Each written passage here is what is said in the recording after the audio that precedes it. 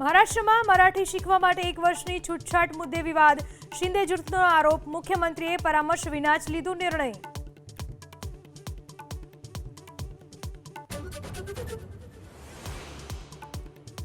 નેપાળમાં પૂરગ્રસ્ત વિસ્તારમાં નદીના પ્રવાહમાં અવરોધથી બનેલું સરોવર ભરાયું, પાણી વહેવાનું શરૂ.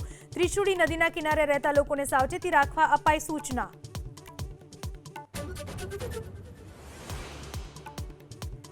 નેપાળમાં પૂરને કારણે મૃત્યુઆંક લગભગ 500 સુધી પહોંચ્યો. 1000થી વધુ લોકો ગુમ. નેપાળ તિબેટ સરહદ ઉપર હેલિકોપ્ટરથી બચાવ કાર્ય.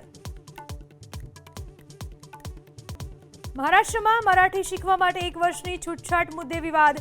શિંદે જૂથનો આરોપ, મુખ્યમંત્રીએ પરામર્શ વિના જ લીધો નિર્ણય.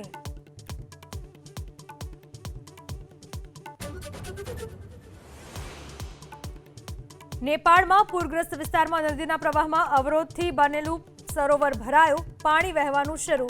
ત્રિશુળી નદીના કિનારે રહેતા લોકોને સાવચેતી રાખવા અપાઈ સૂચના.